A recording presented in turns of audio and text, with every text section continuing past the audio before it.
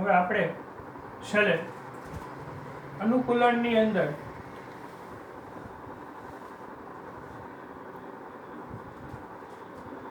જોયું હતું કે કેટલાક સજીવો પોતે છે એ જુદી જુદી પરિસ્થિતિની અંદર અનુકૂળ થઈ શકે છે. સજીવો જે જુદી જુદી પરિસ્થિતિમાં અનુકૂળ થઈ શકે છે, આ સજીવો હવે જે અનુકૂળ નથી થઈ શકતા, કે જે અનુકૂળ નથી થઈ શકતા, તેની પાસે બે વિકલ્પ છે. જે સજીવો અનુકૂળ નથી થઈ શકતા એની પાસે બે વિકલ્પ જોવા મળે છે. પહેલો વિકલ્પ સ્થળાંતરણ થવું, માઇગ્રેશન. સ્થળાંતરણ અથવા તો માઇગ્રેશનમાં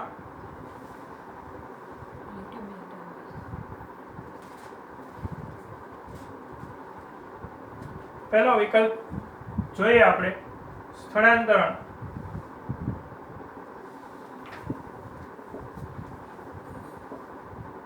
માઇગ્રેશન. આમાં સજીવો જ્યારે પોતાનો વસવાટ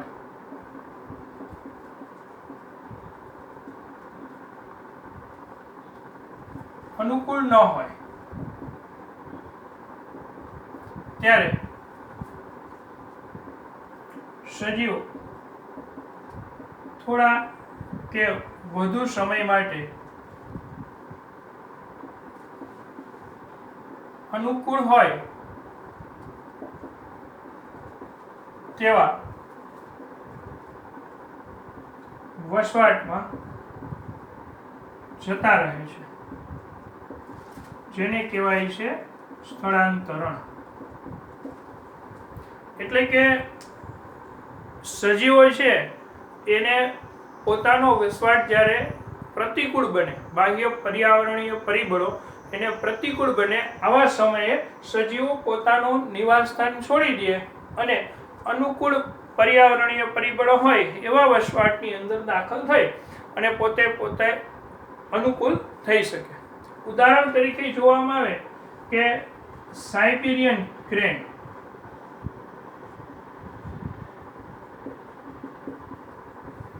સાઇબિરિયન ક્રેન શિયાળા દરમિયાન સાઇબિરિયાથી છેક આપણા ભારતની અંદર સ્થળાંતરણ થતા જોવા મળે છે.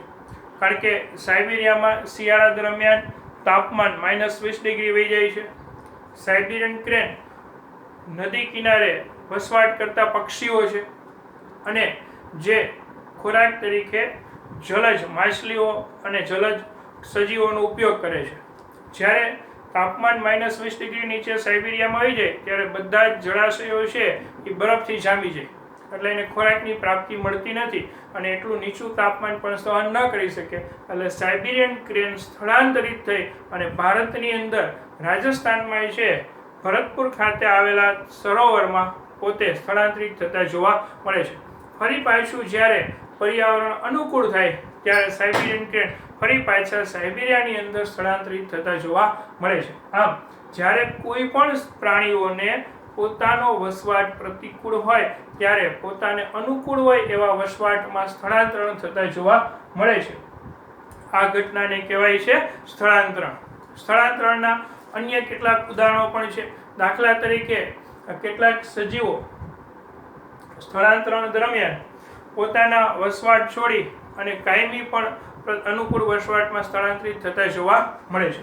હવે અનુકૂળ નથી થઈ શકતા એની પાસેના બે વિકલ્પ હતા. આ બે વિકલ્પો પૈકીનો પહેલો વિકલ્પ હતો સ્થળાંતરણ થવું અને બીજો વિકલ્પ છે મુલતવી રાખવું.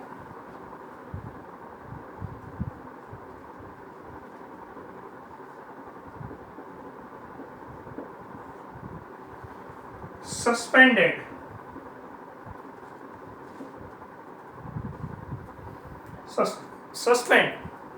સસ્પેન્ડનું અર્થઘટન શું થાય? સસ્પેન્ડ શબ્દનું અર્થઘટન થાય કે દૂર કરવું.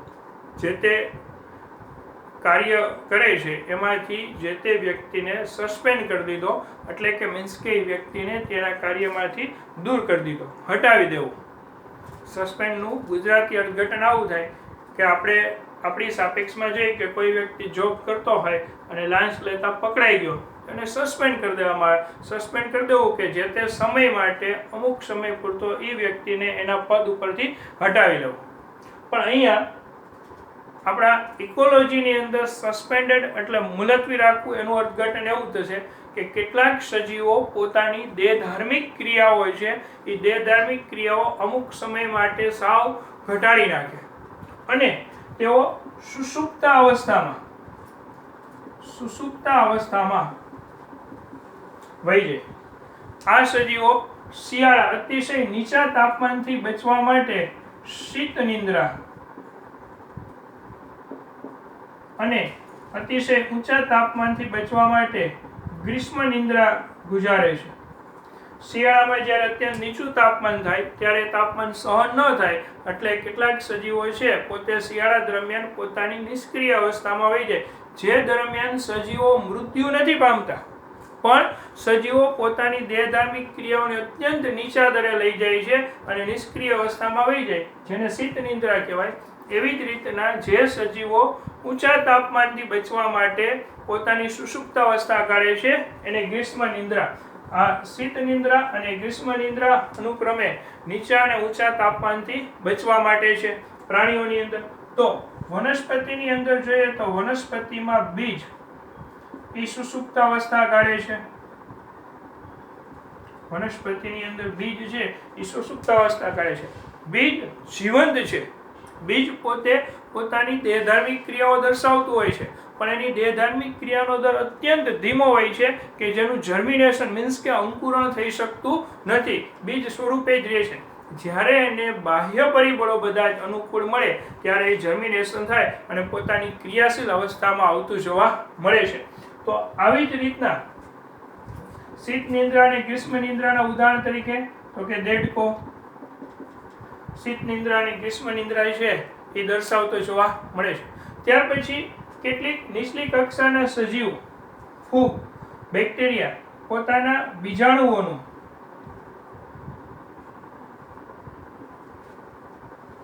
કોષ્ઠણની ક્રિયા દ્વારા રક્ષણાત્મક આવરણ કરી અને પોતાની જે તે સ્થિતિને મુલતવી રાખે છે, ટકાવી રાખે છે. બીજાણુઓ છે, ફૂગ છે, બેક્ટેરિયા છે, ફૂગ, બેક્ટેરિયા આ બધા સજીવો પોતાના બીજાણુઓને છે પોતાની ફરતે ત્રિસ્તરીય રક્ષણાત્મક આવરણ બનાવી દે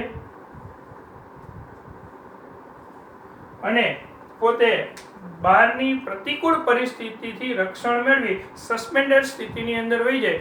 જ્યારે એને અનુકૂળ સ્થિતિ પ્રાપ્ત થાય ત્યારે ફરી પાછું આવરણ તોડી અને પોતાના પ્રજનન ક્રિયા દ્વારા પોતાની સંખ્યામાં વધારો કરી અને સક્રિય જીવન વિતાવતા જોવા મળે છે. તો આ હતી આપણી